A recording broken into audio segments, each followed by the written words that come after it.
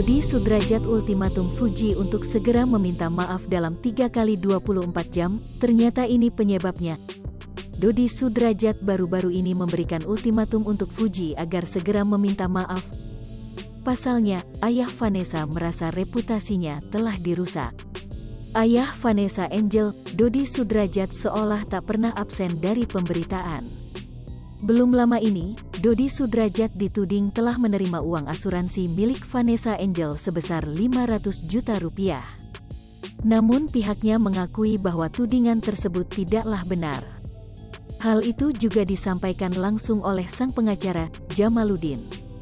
Dugaan uang sebagaimana diterima oleh Pak Dodi Sudrajat yang berjumlah 500 juta rupiah yang telah disampaikan oleh pihak tertentu di media itu sama sekali tidak benar, ujar Jamaluddin, dilansir Tribun Style dari YouTube Intens Investigasi pada Rabu tanggal 5 Januari tahun 2022.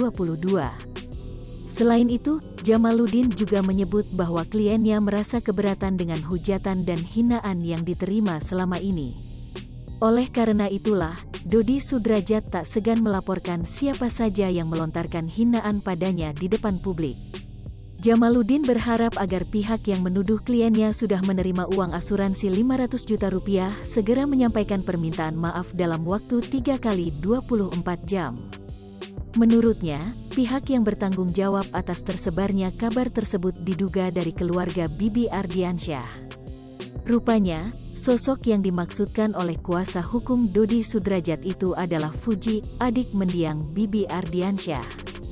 Ia adik ipar Vanessa, tapi itu yang kami dapat dan meminta yang bersangkutan meminta maaf 3 kali 24 melalui kami selaku pengacaranya.